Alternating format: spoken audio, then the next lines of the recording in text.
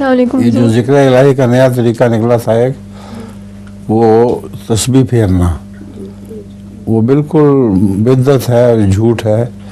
रसूलुल्लाह सल्लल्लाहु अलैहि वसल्लम के ज़माने में कोई तस्बीह नहीं फेरी जाती थी।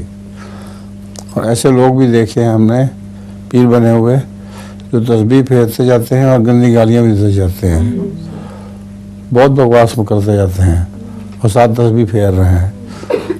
नुसरत भुट्टो को भी शौक़ था, बेनज़ीर को, वो तस्बीह फेरा करती थी। उसको शौक़ था बनने का लोगों के सामने कि मैं बहुत नेक हूँ।